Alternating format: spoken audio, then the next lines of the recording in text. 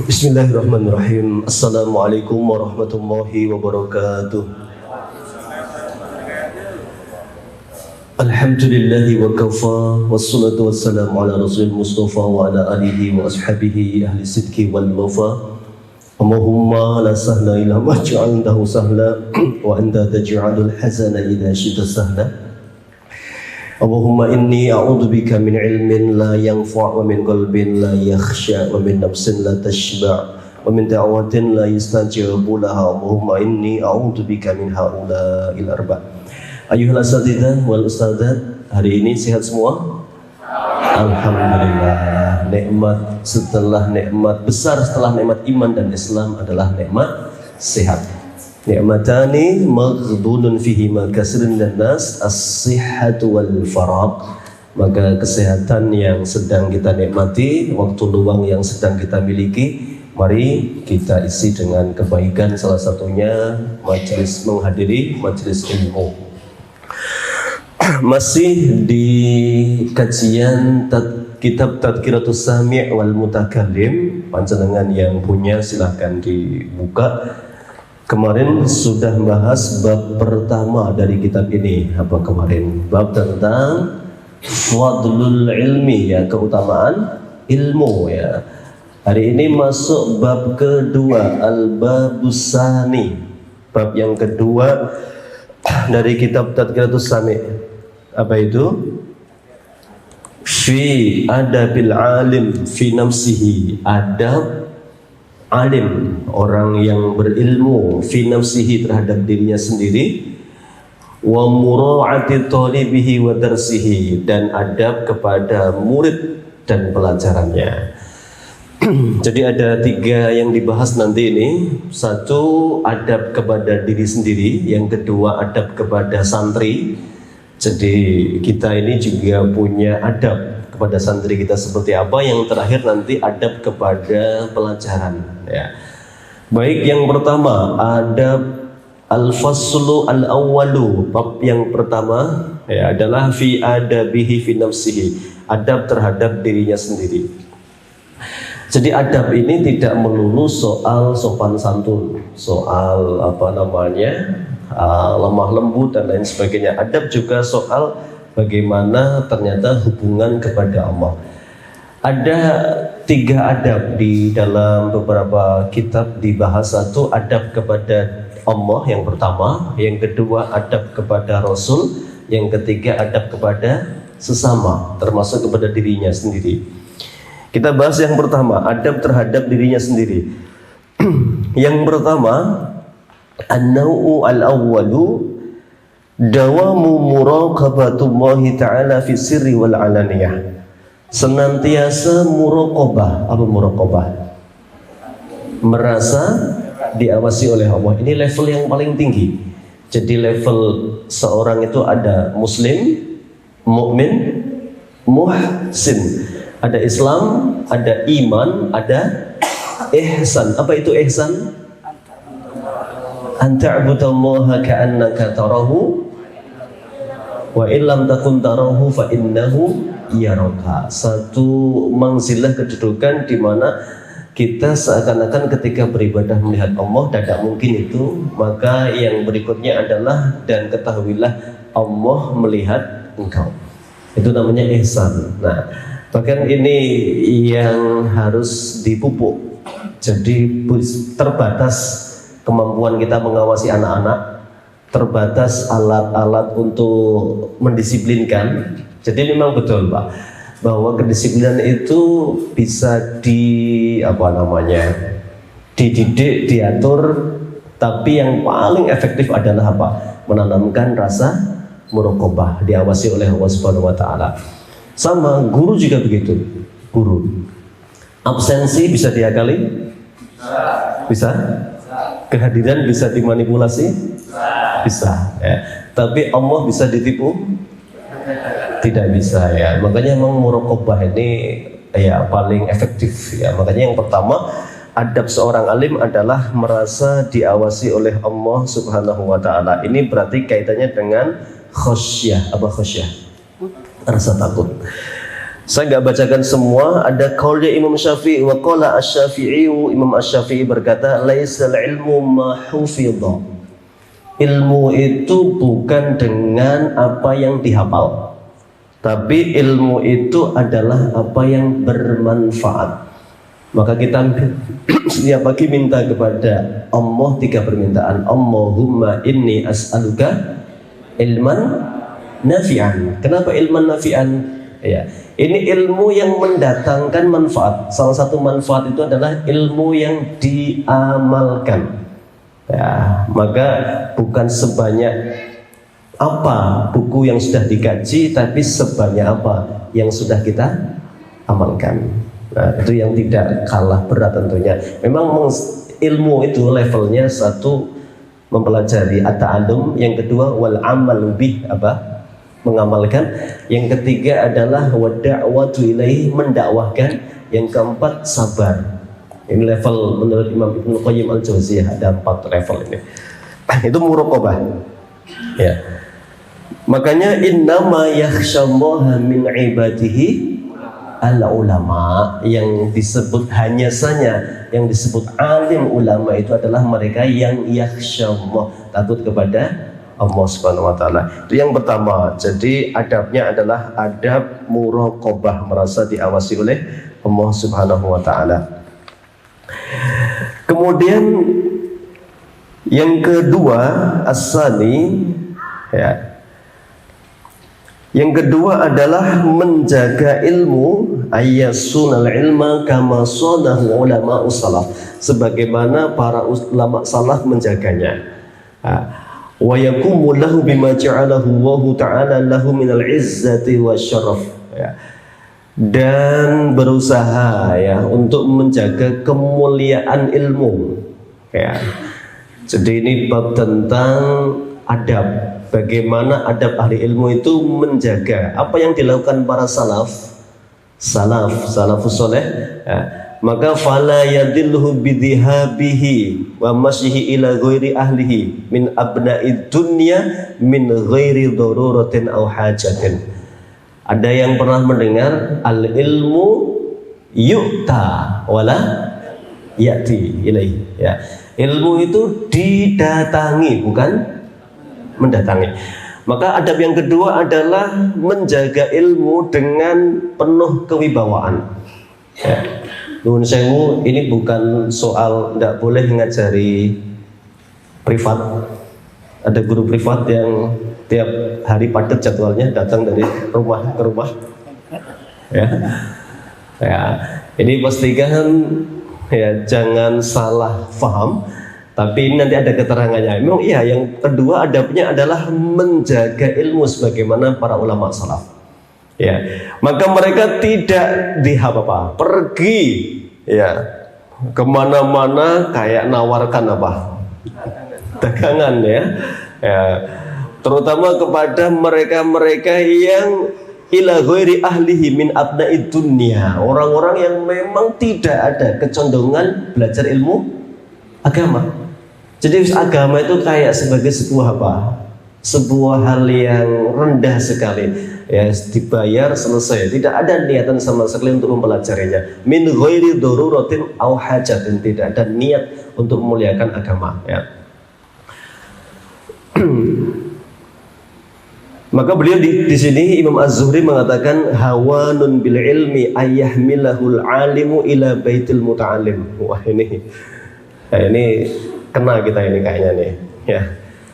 Sebuah kehinaan adalah, ya, membawa ilmu kepada murid.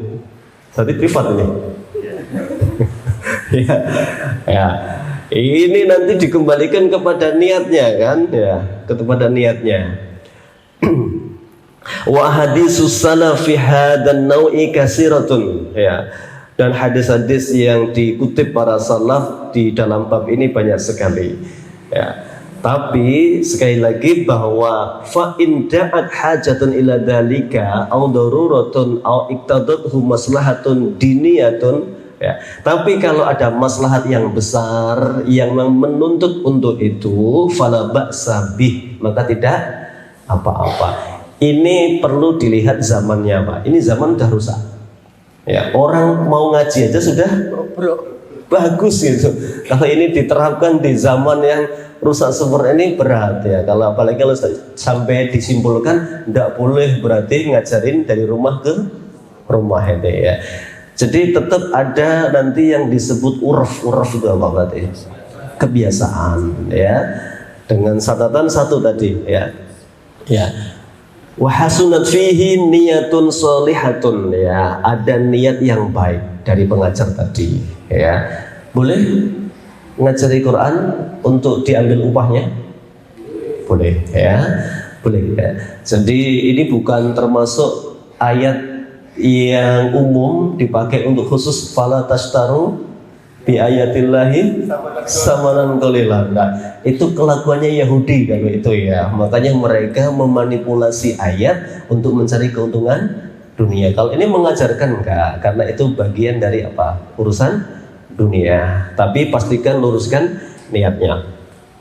Yang dimaksud di sini adalah tidak layak ilmu itu mendatangi para tadi penghambat dunia, termasuk dulu ketika para ulama salaf ketika datang kepada penguasa itu sebuah aib, apalagi penguasanya penguasa yang jelas-jelas ya tidak berpihak kepada Islam, kepada kebenaran ya.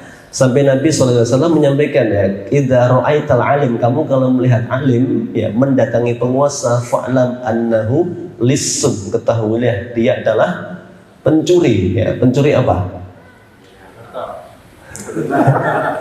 Pencuri hati, pencuri ilmu. Artinya apa? Dia akan menyampaikan yang menguntungkan penguasa dan yang diinginkan penguasa ya. Makanya yang merusak itu dua ya. Di dalam kata Sufyan Ats-Tsauri ya, dua hal yang merusak ini ya. Dua hal yang merusak itu, satu adalah seorang abid yang jahil. Abid yang jahil itu, makanya beliau mengatakan man fasada min ubbatina fa fihi syabahun bin nasara. Yang rusak dari ahli ibadah kita itu mengikuti orang Nasrani. Mereka beramal tanpa ilmu. Wa man fasada min ulama'ina, dan alim kita bisa rusak kapan? Fa fihi syabahun bil yahud, ketika mereka mengikuti karakter orang Yahudi. Apa? Menjual ilmu ya untuk mencari keuntungan dunia. Ini yang merusak, makanya gaya rusaknya luar biasa. Itu yang disebut dilarang ya mendatangi penguasa ketika untuk menguntungkan mereka. Maka para ulama salaf, Sufyan bin Uyainah, kemudian Imam Hasan Al-Basri, itu ketika diundang ke istana itu beliau tegas mengatakan ya, tidak ada tendensi dunia. Bahkan tadi mengatakan al ilmu yu'ta wa la ya'ti ilaihi. Ilmu itu didatangi. Kalau Harun mau ngaji ke sini gitu, kata Hasan Al-Basri, padahal itu khalifah Harun Ar-Rasyid, khalifah yang sangat adil sekali ya. Ini bab tentang bagaimana menjaga ilmu, berwibawa ahli ilmu harusnya. Yang ketiga, adab kepada dirinya sendiri ahli ilmu adalah ayatakhallaqa bizuhdi fid dunya ya. Dengan senantiasa zuhud terhadap dunia ya. Apa zuhud? Wal yuqallil minha biqadaril imkanil ladzi la yadurru bi nafsihi au bi iyalihi ya. Dan mempersedikit hal-hal yang mendatangkan maldorot kepadanya. Apa zuhud? Zuhud apa Ustazah? Zuhud ngenes sederhana. Zuhud itu bukan soal bagaimana tampilan dohir sebenarnya. Zuhud itu adalah soal rasa. Berarti apa ini? Ya, dia lebih mengedepankan akhirat ketimbang dunia. Bukan berarti orang zuhud itu orang yang keluduk ya, kemudian bajunya ya lusuh ya. Itu bisa jadi soal pilihan. Kalau kita melihat Umar bin Khattab memang begitu Pak. Umar bin Khattab ya, kaya nggak Umar bin Khattab? Umar bin Khattab kaya nggak? Kaya raya. Ya. Kita hari ini baru punya kapling satu sudah kepikiran terus ya. Ini dibangun model opo, brosang-brosing gitu. Ya. Wes mumet itu ya. Ini punya kendaraan satu tuh dilus-lus, dikumbang katanya kumpling itu ya. Wes pokoknya sampai menguasai pikiran besarnya itu. Itu berarti meskipun motornya elek, tapi dipikir terus itu nggak zuhud namanya itu. Ya. Jadi zuhud itu bukan berarti berpakaian dohir ala kadarnya. Orang sufi salah. Sufi itu salah memaknai zuhud. Bahwa zuhud versi mereka adalah tinggal di masjid, berpakaian sederhana, tidak mikir dunia, selalu begitu. Salah. Zuhud itu adalah lebih mengedepankan akhirat, kecintaan Allah dibandingkan mengejar dunia. Ya, makanya kalau Sayyidina Umar digambarkan zuhud karena memang beliau ingin menjadi contoh. Makanya Umar bin Khattab itu satu hari pernah disuguh ketika kunjungan diberi kayak makanan khas. Ya. Maka pemimpinnya mengatakan ini yang paling istimewa di kota ini. Terus pokoknya jenengan harus nyoba. Makanan ini apakah hanya bisa dinikmati oleh para penguasa, para pemimpin, orang kaya, ataukah semua rakyat boleh menikmati? Wanda, ini hanya orang-orang kaya yang bisa menikmatinya. Apa berarti ini Semarang? Ya. Lumpia mewah toh Pak, lumpia itu. Ya kalau itu istimewa harusnya kan kalau ini makanan asli khasnya harusnya kan semua orang bisa menikmati. Enggak, ini bisa menikmati hanya orang-orang kaya. Umar nggak jadi makan Pak. Ya sudah serahkan kepada yang belum pernah menikmatinya itu. Ya, jadi pemimpin itu harusnya dia yang kenyangnya paling terakhir. Ya, itu pemimpin Pak. Ya, dan dia harusnya yang paling tidur paling akhir ketika semua sudah mendapatkan tidur yang layak. Itu Umar. Makanya Umar itu bukan berarti beliau nggak pandai bersyukur, karena ada ayat fa'amma bi ni'mati rabbika fahadis. Adapun terhadap nikmat Tuhanmu maka ceritakan lu, termasuk dengan hal itu apa? Ya ditampakkan Pak, ya berpakaian yang semampunya ya. Tapi kalau mau pakaian bagus harus kredit, zuhud nggak ini? Enggak kan? Memaksakan diri namanya ya.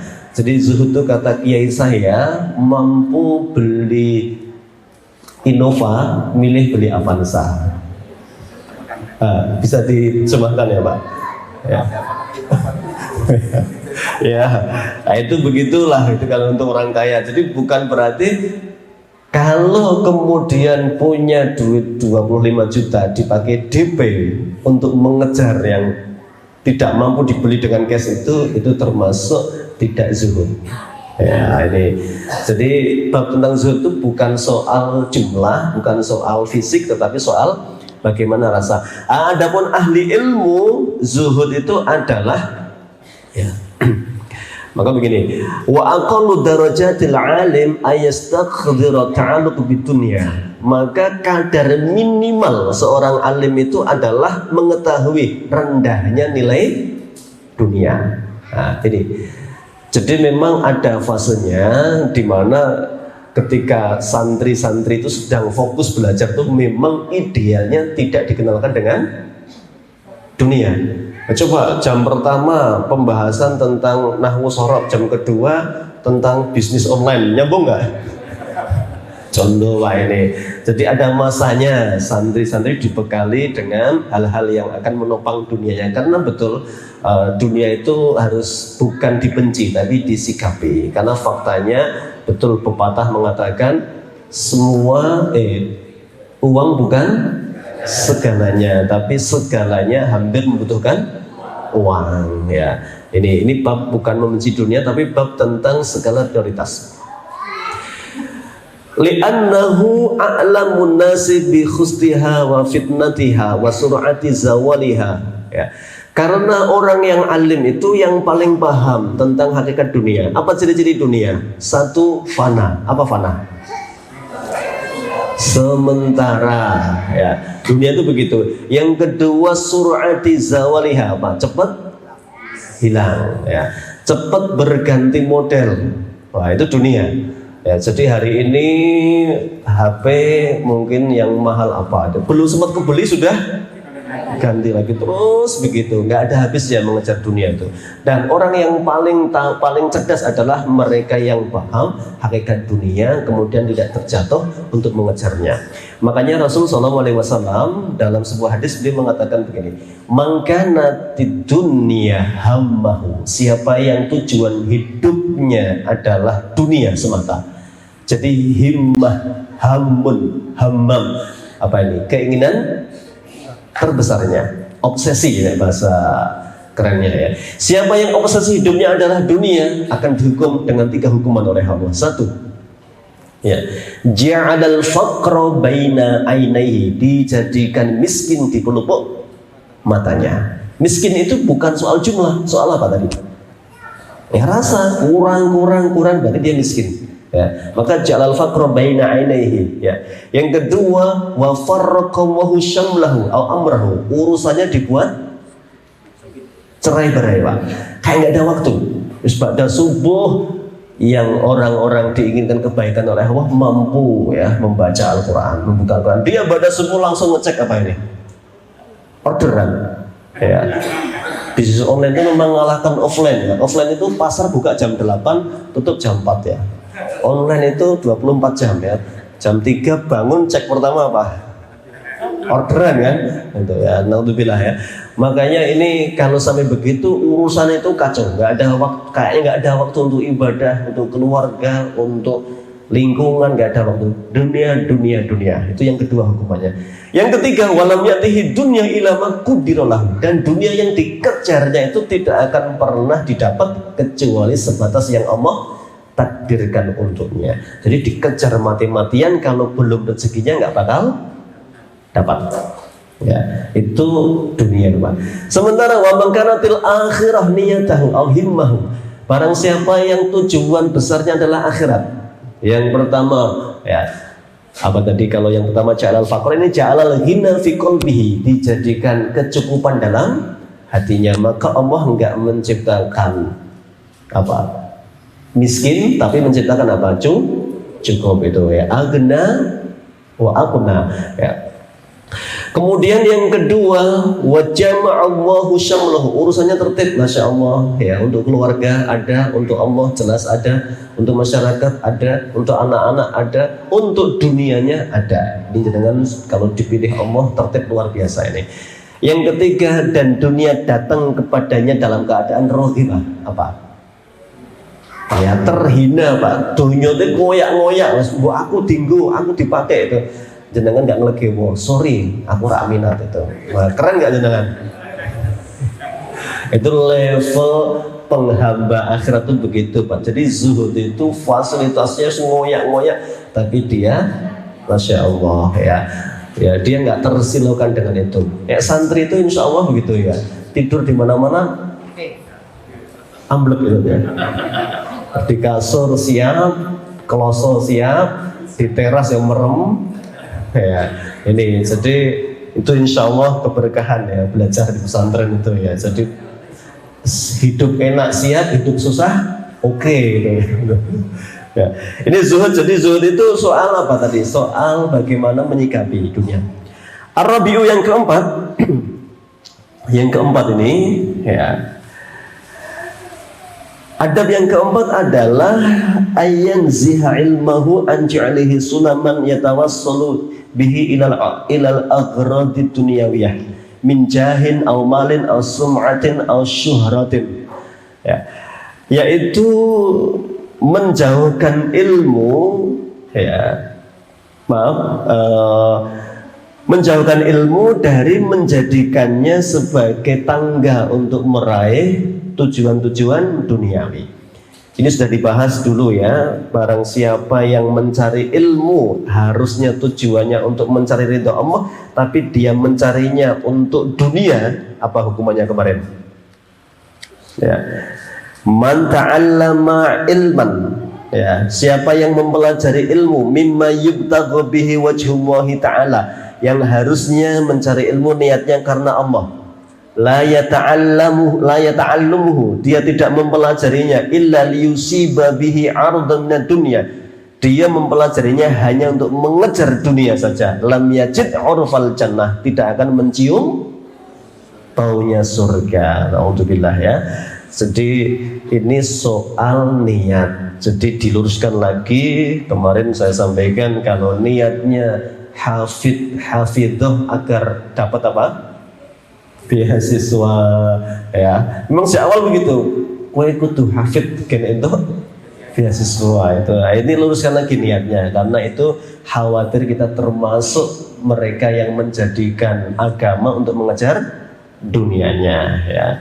Nah, adapun berwasilah lain lagi. Kalau berwasilah itu lain lagi. Tawasul itu kan sesuatu yang sudah terjadi, misalnya ya Allah, amal soleh saya ini kalau jenengan ridho ya, dan jenengan terima amal itu, hamba sedang membutuhkan ini, hamba berwasilah dengan amal soleh hamba untuk dimudahkan urusannya. Nah, itu kan tawasul dibolehkan dengan amal soleh kita ya. Ini jadi orang belajar itu tidak untuk mengejar kedudukan, mal, harta, suhrah, sum'ah, tenar, ya, ketenaran ya. Au khidmah, apa khidmah itu? Ya apa Ustaz? Pengabdian, pujian orang, artinya apa? Dimuliakan oleh orang-orang itu. Nama baik ya. Qala al-Imam Asy-Syafi'i, Imam Syafi'i rahimahullah berkata, ini zuhudnya Imam Syafi'i ya. Jadi dulu itu ada ulama yang mengajar pakai kitabnya Imam Syafi'i, tapi sampulnya diganti.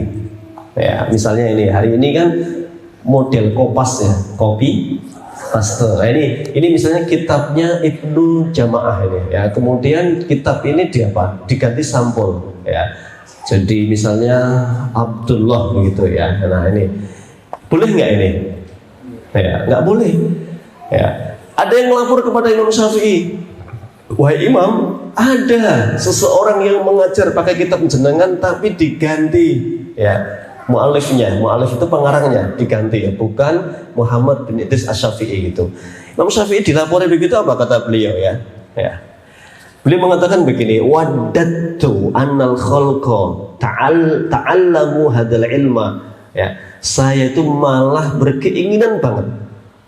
Ya, andaikan orang-orang mempelajari ilmu yang saya tulis ini tanpa menisbatkan satu huruf pun kepadaku. Wis ora apa-apa, jupukku habis ora apa-apa itu. Ya, los dol gitu ya. Imam Syafi'i itu enggak mikir itu. Oh, enggak mungkin, wah ini harus digugat ini. Masa pakai kitab saya enggak nyantumkan pengarangnya. Iya, plagiat itu.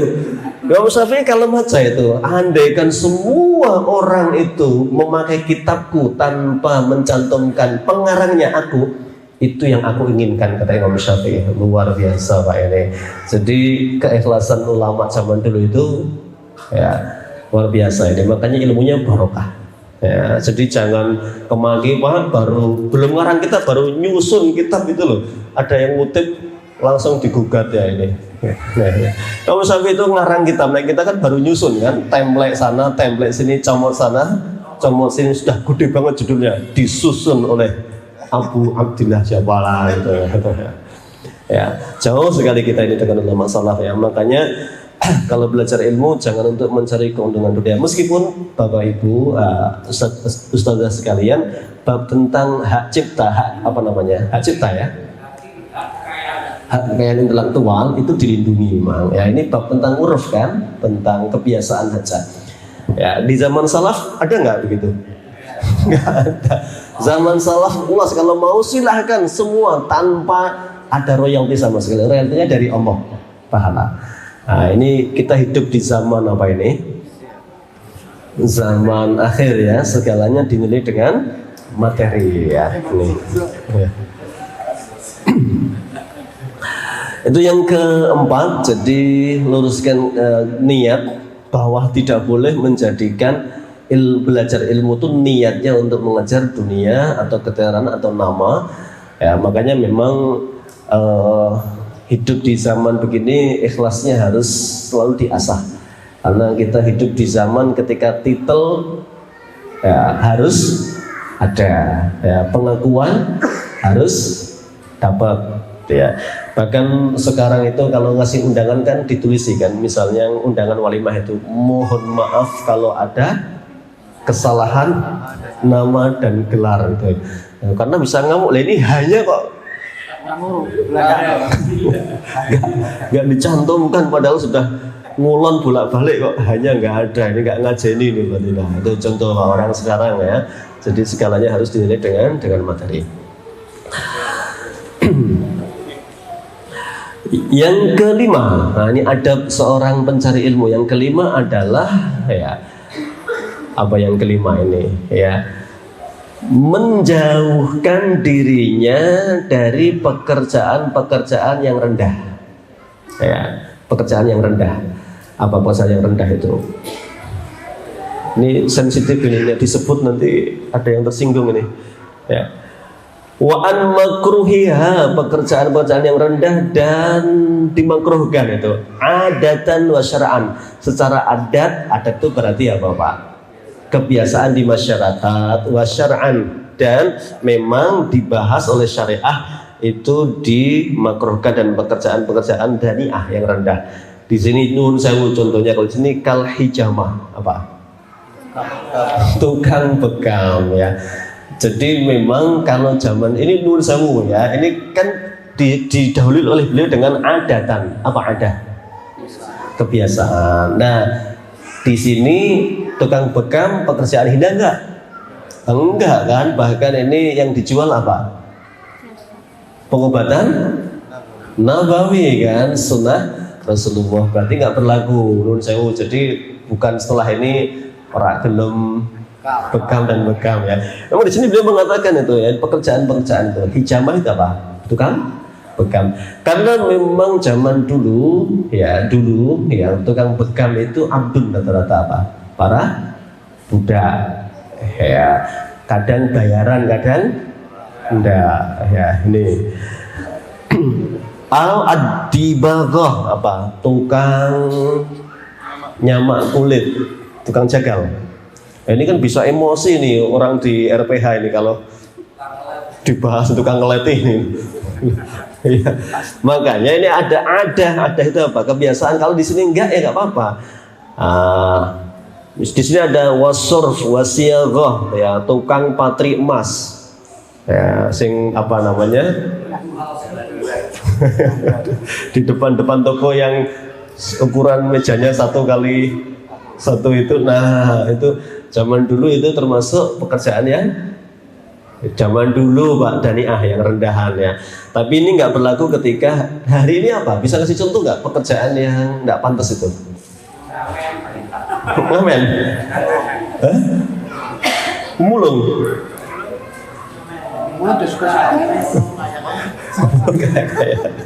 Ya ini mungkin makanya dikaitkan dengan yang lebih aman syar'an. Apa syar'an? Syar'i ya. Kalau di buku, bukan di sini ya, di buku sini tadi sering nggak ada. Penjaga hamam apa? Kamar mandi ya. Ini penjaga kolam renang. Itu misalnya campur putra putri ya, itu pekerjaan yang rendah, karena secara syar'i ketika ada aurat yang tersingkap maka itu bab yang tidak boleh terlihat ya. Misalnya sambil murojaah ngawasi kolam renang itu kan nggak patut kan itu, misalnya itu kan, itu makanya pekerjaan yang rendah itu nggak patut ya. Sambil nyekel kitab tadriyatus samai kok murojaah sambil ngawasi orang yang renang itu, misalnya itu hamam di tempat pemandian umum ya. Jadi ini pastikan pekerjaan-pekerjaan kita bukan pekerjaan-pekerjaan yang dimakruhkan oleh syariah, ya. Atau pekerjaan-pekerjaan yang memang di masyarakat itu dipandang tidak patut itu tadi, ya. Apa saya sendiri saya agak susah mencarinya ini, ya. Ya. Makanya kenapa? Karena itu bisa mendatangkan prasangka negatif, ya. Makanya di sini termasuk ditulis oleh beliau mengutip sabda Rasul Sallallahu Alaihi Wasallam, ya. Sebelumnya ada ungkapan begini, wa kadzalika yatajannabu mawadhi'at tiham wa in ba'udat wa la yaf'al. Dan sebaiknya menghindari pekerjaan-pekerjaan yang berpotensi prasangka. Nah, ini nun sewu, dalam organisasi nun sewu, ya. Misalnya ketua yayasan ngerangkep fundraising, ngerangkep bendahara, boleh nggak? Ya, ngerangkep kepala pembangunan, ya. Golek duit dewe, dikecake dewe, yang lainnya tidak membaca. Nah, arusnya kemana ini? Ya, masuk keluar pokoknya rasa takon, sing penting kowe ngerti wis dadi gitu. Ya, nuwun sewu, hal-hal yang mendatangkan prasangka itu harus dijauhi. Kenapa? Idealnya adalah ada yang masuk, kemudian ada yang keluar. Maka idealnya dalam hal pekerjaan juga begitu. Ini bicara tentang manajemen, ya. Jadi memang harus ada yang funding, makanya yang mengumpulkan dana, kemudian ada yang bagian program. Nah, ini program mengajukan, yayasan menyampaikan kepada yang mencari uang, ada nggak dananya? Oh ada, siap, laksanakan eksekusi program ini A, B, C. Nah, begitu idealnya. Karena apa? Karena kalau nggak begitu, suudzon mesti ada. Ya, ini kok nyari sendiri nggak pernah dilaporkan, kemudian pokoknya ngerti ini tadi, ya. Ini bukan soal ikhlas nggak ikhlas, Pak. Kalau jenengan ikhlas, Allah pasti tahu keikhlasan jenengan. Tapi ini soal apa? Soal potensi orang suudzon, makanya dijauhi. Bukan saya nggak menghargai keikhlasan, pasti ikhlas insya Allah. Orang-orang yang berjuang di jalan Allah ini semoga dijaga keikhlasannya oleh Allah Subhanahu Wa Taala. Karena Nabi SAW di sini dikutip di sebuah peristiwa, Nabi satu hari pas di masjid, beliau sedang itikaf. Ba'da Isya gelap-gelap ada yang nemuin Nabi perempuan. Nah, sahabat sudah apa ini? Nabi kok khulwat gitu. Sudah apa ini? Sudah menduga-duga. Wah, begitu Nabi, dia kan mau lewat nggak jadi, bertunduk, terus langsung lewat jalan lain karena ada Nabi sedang sama perempuan itu, gelap-gelap nggak ngerti itu.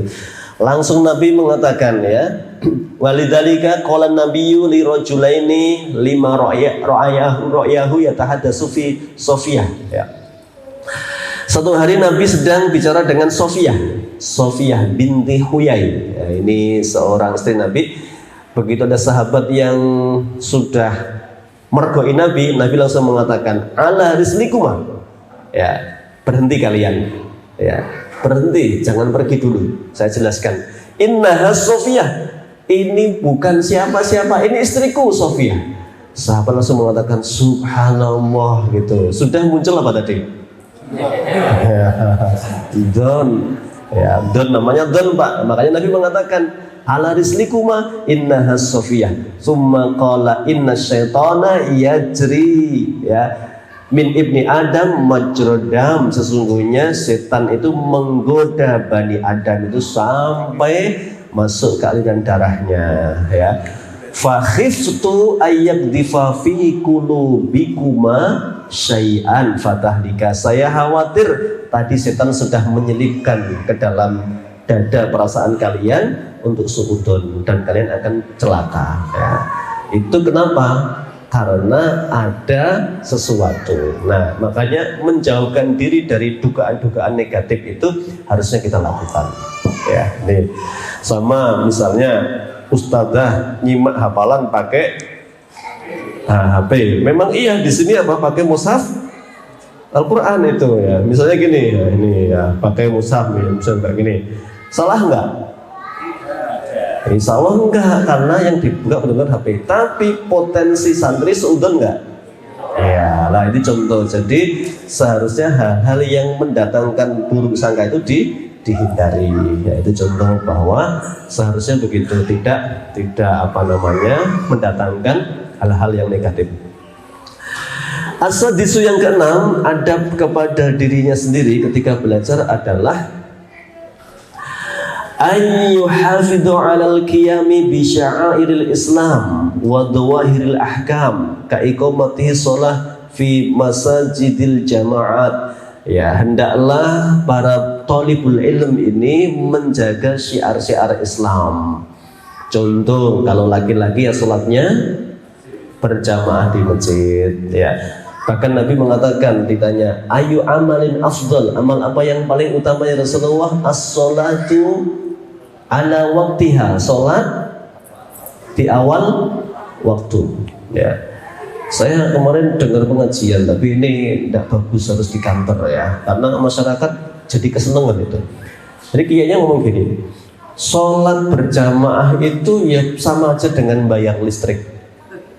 Ya, sebelum token itu yang prabayar itu ya. PLN paling seneng dibayar tanggal berapa? Awal bulan ya, seneng ya, di bawah tanggal 10 ya. Boleh nggak bayar tanggal 10? Boleh nggak? Boleh nggak bayar tanggal 20? Tanggal 21? Nggak boleh, sudah denda. Ya begitulah sholat. Kalau duhurnya setengah 12, Allah seneng jenengan sholat setengah 12. Jam 1 nggak apa-apa, jam 1. Yang penting jangan sampai jam 3, karena asarnya jam 3 itu. Wah, ini kan orang umum seneng banget. Wah, alhamdulillah, berarti sing penting ora jam telu. Akhirnya apa? Orang berpikir sholat itu demikian longgarnya, Allah ngasih kelonggaran waktunya. Nah, sholat kok dipadake bayar listrik ora matok blas ya. Makanya Nabi ditanya, sholat amal apa yang paling utama? Sholat tepat pada waktunya. Ya, menurut saya yang berpotensi tidak tepat waktu, Ustadz apa Ustadzah? Ya, Ustadzah. Ya. Di awal waktu ya, insya Allah. Kalau di pondok sih, karena habis ini jadwalnya ini sudah pasti ya. Tapi kalau di rumah, menurut saya ibu-ibu barangkali yang nggak di pesantren, kalau ada potensi untuk tidak tepat waktu itu besar sekali. Kenapa? Karena memang perempuan tidak diwajibkan mendatangi masjid. Ya, makanya di sini dijaga meskipun tidak ada kewajiban di awal waktu. Karena perempuan salat masuk surganya 4. Apa? Idza sholatil mar'atu khamsaha. Kalau dia menjaga sholat 5 waktu, menjaga itu adalah ala waktiha, awli waktiha, di awal waktunya. Ya, jadi kalau setengah 12 itu di awal waktu ya. Ya. Wa ifsya'is salam, menebarkan salam lil khawasi wal awami ya, baik kepada orang-orang tertentu yang mungkin punya manzilah kedudukan ya, khas ya, atau awam atau kepada sesama muslim ya. Wal amru bil ma'ruf wan nahyu 'anil munkar ya, termasuk adab pencari ilmu adalah tidak segan-segan ngajak orang lain berbuat baik dan mencegah orang dari berbuat mungkar ya. Jadi ini juga harus dimunculkan ya. Wasabru 'alal adza bisababi dzalika sadian bil haqqi inda salatin, yang sabar ketika ada ujian-ujian yang tidak mengenakan karena dakwahnya dia kepada penguasa ya. Karena begitulah Nabi SAW ketika membacakan surat Luqman, wasbir 'ala ma asabak inna dzalika min azmil umur. Nah, ini ada yang perlu digarisbawahi di sini, terutama santri ini. Santri itu terkadang nahi mungkarnya tidak pakai tedeng aling-aling. Ya, nahi mungkar itu apa? Ya, mencegah kemungkaran. Ya, misal ini penting. Ada beberapa catatan yang masuk ke kami. Jadi ketika ada wali santri cerita, Ustaz, gimana caranya ya, ini menasihati anak saya. Anak saya itu kalau lebaran kumpul keluarga besar semua dikritik ya. Tante nggak pakai kerudung ya, itu masuk neraka. Wah, kemudian om sholatnya nggak di masjid ya, itu orang munafik gitu. Bos, pokoknya dalilnya disebutkan semua itu. Anak kelas 4 SD itu Ya, nah gimana? Akhirnya dia orang yang paling dibenci di keluarga kalau kumpul-kumpul itu, dikritik semua itu. Ya, anak ini benar nggak ketika menyampaikan? Benar sebenarnya, cuma caranya tidak ahsan karena dia belum tahu. Nah, maka perlu dipahamkan oleh orang tuanya. Ya, jadi ini bab amar ma'ruf nahi munkar itu juga ada adab-adabnya. Ya, makanya istilah-istilah nanti dalam beramar ma'ruf nahi munkar itu jangan sampai kemungkaran justru menjadi lebih besar ya. Diunaikan malah sisa naik gitu ya gitu. Misalnya begitu ya. Jadi amar ma'ruf nahi munkar ada catatannya. Itu bagi thalibul ilmi.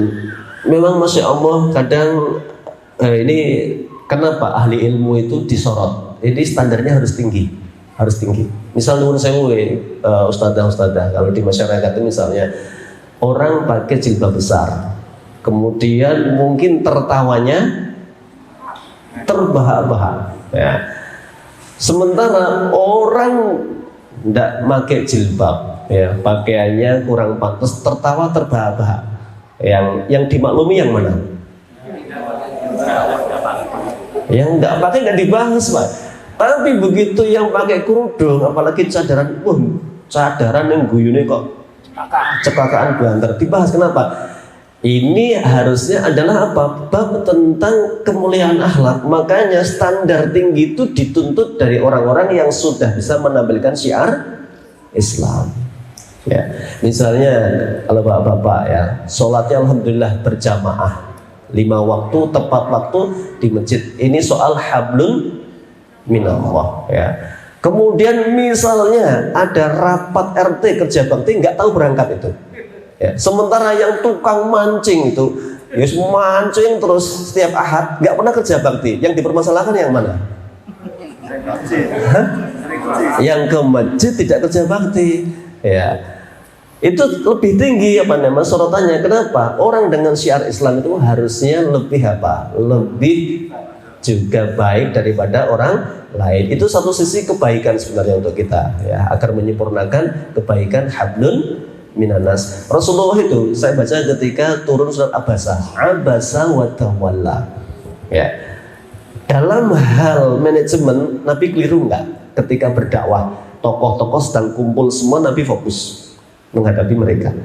Harapan Nabi ini keandekan ini masuk Islam semua, nanti orang-orang yang di pengikutnya pasti masuk Islam ya. Tiba-tiba datang orang ya, miskin, tidak punya kedudukan, nggak punya pangkat, nggak punya jabatan ya. Dia tiba-tiba datang ke Rasulullah, ya Rasulullah, adakah wahyu yang belum saya dengar dari panjenengan ya. Maka Nabi apa? Abasa bermuka masam. Mungkin bahasa Nabi ya buat engkose gitu ya. Kau sabar kok tekone saiki buyarkan konsentrasi Nabi itu. Watawalla, maka Nabi meninggalkan dia itu. Dalam sudut pandang manajemen dakwah Nabi nggak keliru, tapi dalam sudut pandang Allah, kenapa? Nabi itu standarnya harus paling tinggi, nggak pantas ya seorang Nabi begitu gitu ya. Jadi bisa difahami ya Pak, orang dengan syiar-syiar Islam kekhususan itu harusnya memang melakukan hal-hal yang sepantasnya, yang nggak pantas dihindari ya. Nggak bisa jenengan aku terus yang dikritik kan lho sing mancing ya ratu kerja bakti. Orang nggak peduli, mancing itu mancing dablek orang kerja bakti ora apa-apa, tapi sampean kuwi lho ya harus bisa ke masjid, kenapa nggak pernah berangkat kerja bakti. Itu contoh Pak, di masyarakat itu kan begitu, yang dinilai yang gampang ya, yang terlihat maksudnya. Wong teko ya, kalau teko dievaluasi tadi ya, nunggu ya wis ora teko ora ngiri wis nek nah ya. Baik ya, itu contoh kaitan dengan hal-hal yang apa tadi ya, bab apa tadi, nomor ke-6 ya. Jadi syiar-syiar Islam seharusnya menjadi sebuah ciri cerminan ya. Makanya betul bahwa adab, ibadah, akidah itu tidak bisa dipisah, semua beriringan. Wa kadzalikal qiyamu bi idhari sunani wa ikhmalil bid'ah wal qiyami lillahi fi umuriddin wa ma fihi masalihul muslimina ala tariqil masyru', ya. Demikian juga menampakkan sunnah-sunnah. Jadi tidak layak seorang thalibul ilmin mengatakan Allah cuman sunnah, ya. Harusnya menjadi sebuah apa? Sebuah yang izhar itu ditampakkan sunnah-sunnah itu, dan menjauhi hal-hal yang bid'ah-bid'ah yang diada-adakan dalam agama, yang tidak ada tuntunannya dalam Islam, ya. Ini bab tentang hal-hal yang harus dilakukan. Fa'inal ulama'a humul qudwatu wa ilaihimul marja' fil ahkam, ya. Kenapa? Karena ulama itu qudwah. Apa qudwah? Contoh, teladan, Pak. Jadi jenengan tuh jadi apa? Trendsetter, ya, bukan follower, ya. Jadi yang selalu diikuti, dipantau, diperbincangkan itu. Nah, itu makanya harus tahu bahwa diri. Ya, makanya ada pepatah gimana itu, ajining diri sekoeng latih, ya. Bicara harus diukur, ya. Jenengan itu siapa? Maka ada beberapa memang dohir-dohir itu jadi apa? Jadi pencegah. Ada pesantren itu dulu kalau hari Jumat keluar wajib rapi, pakai peci, pakai baju koko, ya, sarung bisa wajib bisa enggak, ya. Kenapa? Karena nanti kalau masuk ke tempat-tempat yang nggak patut, ya, itu ada apanya, rasa malunya, kan kurang sip. Mosok pecinan koko main PS kan ya kurang sip gitu kan. Nah, itu misalnya begitu, ya. Ini untuk menjaga apa? Menjaga hal yang tidak baik. Kan komennya orang gitu. Tukang parkir aja bisa kritik, ya. Apalagi wayah Jumatan wis distel murotol ra mandek gini.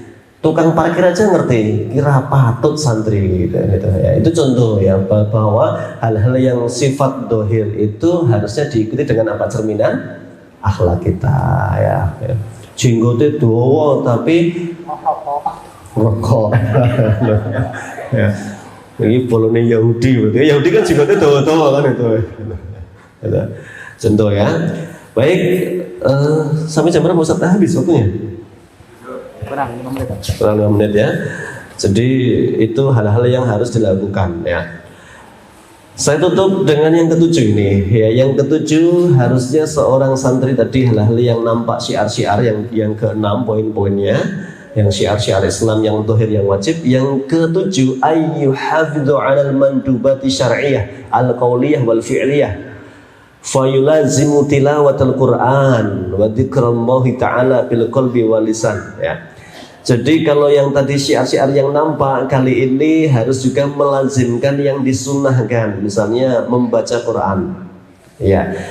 Ada yang menarik ketika ada skala prioritas yang tidak pas, ya. Ada pesantren yang barangkali tidak, santrinya itu tidak biasa dibiasakan baca Quran, tapi menghafal berbagai mandumat, apa? Ya, nidom dihafal sampai masya Allah, nggak ada waktu untuk tilawatul Quran. Ini kan kebalik ini. Padahal Al-Quran itu jelas sekali membacanya itu sebuah rahmat, sebuah syifa, ada kesembuhan, ada rahmat yang akan diraih dari membaca Al-Quran.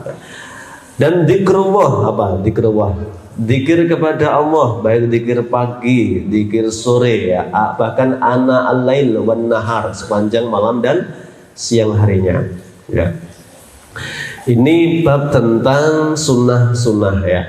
Termasuk adalah membiasakan, ya, wassalatu ala nabi sallallahu alaihi wasallam, ya. Ketika mendengar nama Nabi disebut maka mengucapkan sholawat, ya. Wa ijlaluhu wa ta'zimuhu wajibun, karena menghormati Nabi, membesarkan Nabi itu hukumnya wajib, ya.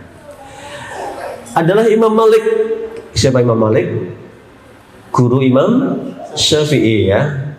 Idza dzukiran Nabi sallallahu alaihi wasallam, kalau disebut di sisi beliau nama Nabi sallallahu alaihi wasallam, itu langsung berubah apanya? Ya, wajahnya langsung berubah kayak pucat ketakutan begitu ya. Karena saking hormatnya dengan Rasulullah SAW, dan bahkan beliau langsung membungkuk, menundukkan diri, merendahkan diri di hadapan nama Nabi SAW. Ja'far bin Muhammad itu ketika dukiran Nabi SAW ingdahu isfarra launuhu, apa? Wajahnya pucat, menguning. Ya, itu sampai begitu para ulama bagaimana mereka menghormati hal-hal yang sunnah, termasuk mendengar Nabi Shallallahu Alaihi Wasallam disebut ya. Wa a'lam bishawab ayuhan asatidah wal ustadzat. Ini baru adab kepada dirinya sendiri ya. Jadi kita sebelum jauh melangkah mengajar ya, maka memang yang pertama dibangun adalah apa? Memperbaiki diri ya. Maka ada pepatah ibda binafsik ya, mulai dari dirimu sendiri. Mengajar dengan berbagai metode itu bagus, tetapi ketahuilah metode paling efektif satu, keteladanan ya, keteladanan itu. Berharap santri tepat waktu dimulailah dari guru yang tepat waktu. Saya termasuk yang sering ya mengingatkan ya kepada guru-guru siapapun yang terlibat sebagai seorang yang layak di depan itu, yang harus di depan, maka layaklah jadi qudwah. Kalau belum bisa menjadi contoh, memberi contoh. Karena untuk menjadi itu sudah kayak semacam apa ini? Karakter, tapi untuk memberi itu bisa jadi masih sok keliru, sok meninggalkan, tapi di depan anak-anak pastikan jadi contoh yang baik ya. Karena ini betul, keteladanan itu nomor satu ya. 1000 nasihat kalah dengan satu tindakan ya. Satu tindakan itu mengalahkan 1000 nasihat ya. Ustadzah ya berkali-kali ngomong hargai waktu ya. Saya pernah lihat di sini mana ya, al waktu kasaifi, waktu ibarat pedang. Kalau kamu nggak bisa menggunakan, dia akan memotongmu. Sudah diganti berarti, sudah nggak ada ya. Ini jangan-jangan dibuang yang sering terlambat ini. Enggak ya. Jadi waktu adalah pedang. Kalau tidak bisa manfaatkan, kamu akan terpotong ya. Demikian, semoga bermanfaat. Saya kembalikan ke moderator. Tadi ada pesan dari Pak Haji jam 8 sudah selesai gitu. Katanya ada acara lagi. Assalamualaikum warahmatullahi wabarakatuh. Ya Rabbi lakal kaunu yunadi, waffiq man ja'aka yas'a